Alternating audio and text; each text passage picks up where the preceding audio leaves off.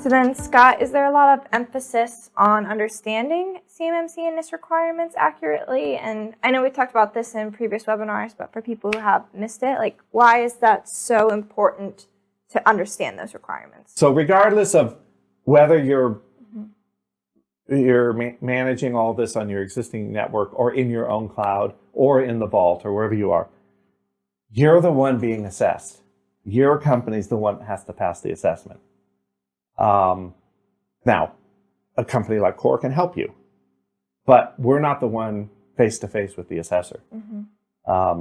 So you have to understand the requirements to have the discussion with the assessor to be able to explain the approach that's being used to meet each of the requirements, to be able to refer to the evidence that shows that you're meeting those requirements. Now, some of that evidence might be kept on the back end of the vault, for example, and you may, but we'll give you access to that information that you can bring up and show the assessor. But while you jump to the front of the line, you still have to get on the ride and ride the ride. Yeah. You still have to, go through the process. So that means you want to be well prepared. In my case, it's taking Dramamine ahead of the ride. So you have to be prepared, and you have to be, ready to go through that process. And so it means you have continuous learning. It's not a once and done thing. It's a learning process, and it's something that you have to stay up to speed with. Getting some consultation and training is really important. I think especially for small companies that they may not even have an IT guy. They probably don't at all have a security professional. So we're talking about the specialist within the IT world called a security professional who knows these things. Most small businesses don't have even access to someone who knows security to the level that you're going to need to be able to be familiar with it. So having access to someone who's going to coach you, mentor you, help you, explain things, break it down, take out the mumbo jumbo, I think that's really important. Tying this into your internal audit process is another important piece. Why do I say that? Because this is something you have to maintain. You have to keep up with. Your people have to continue to follow the safe practices that you implement and you train them on. You've got to know that that's being maintained properly. You've got to know if there's a problem and what the source of the problem is.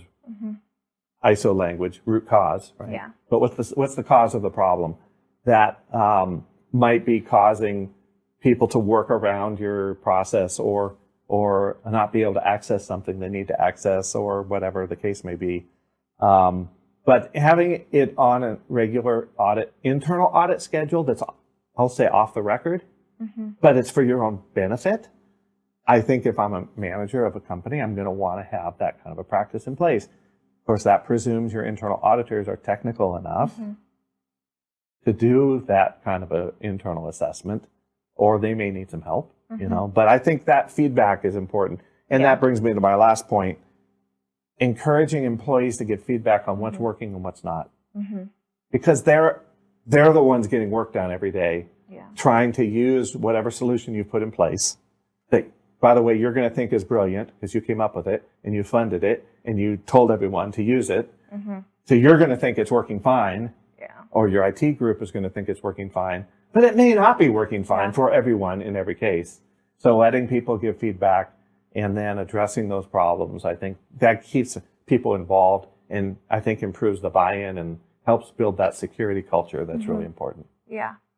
And all of these, if I'm right, can help you not waste money on unnecessary Absolutely areas, right. Because if you start with misunderstanding the requirement and then you start spending money, based on a misunderstanding, then what have you spent money on?